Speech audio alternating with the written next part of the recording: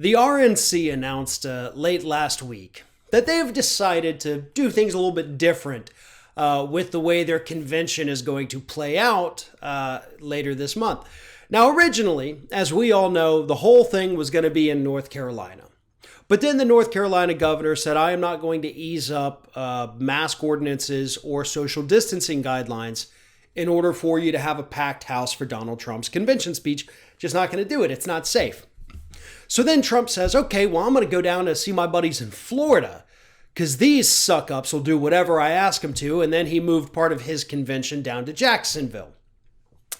Then Florida got the massive spike in coronavirus cases. Republicans were unable to raise enough money to pay for the needed security for the Jacksonville, Florida convention where Trump was going to speak. So they announced like 2 weeks ago, okay, we're canceling that part. We're just going to go back to North Carolina. We're not going to have crowds. It's just going to be our delegates and politicians, and we're going to be okay with that. Here we go. Don't worry about it, folks. And then late last week, they were like, oh, by the way, members of the press are not going to be allowed to come. That is unprecedented. That is the first time in these nominating conventions that they've ever said, press, media, you're not welcome here. Because the whole thing, and I've been to one, and it's god-awful. It's a circus.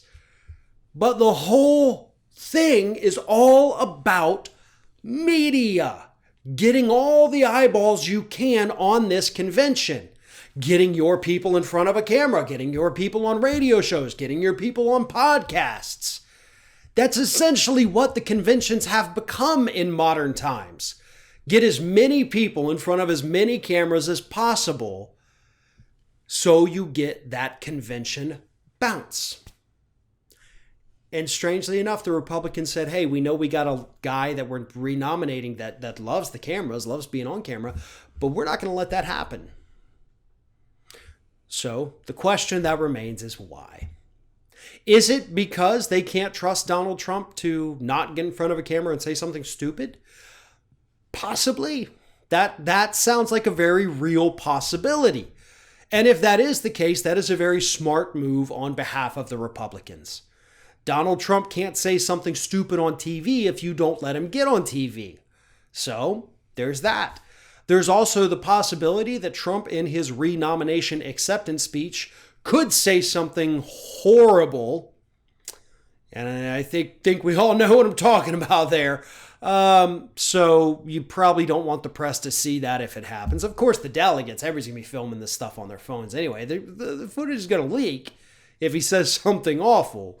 But hey, at least it won't be on CNN for like 2 days after he says it. So there is that possibility. There's also another darker possibility. It could be because the entire Republican Party has decided to stop trying to fight him, and they're just going to blindly accept him. They're just going to blindly follow. And maybe they don't want the media to see them in North Carolina or wherever it is they're going to do it, just straight up kissing his ass the entire time. Maybe that's what they're embarrassed of. Maybe that's what they're ashamed of. Maybe that is what they don't want the public to see. But either way, no media, no press is going to equal no convention bounce. So that's going to hurt the president, especially at a time when he could desperately use any kind of uptick in the poll numbers that he can get. But this is a smart move by the Republican Party because they know that this man cannot be trusted when he gets in front of a camera.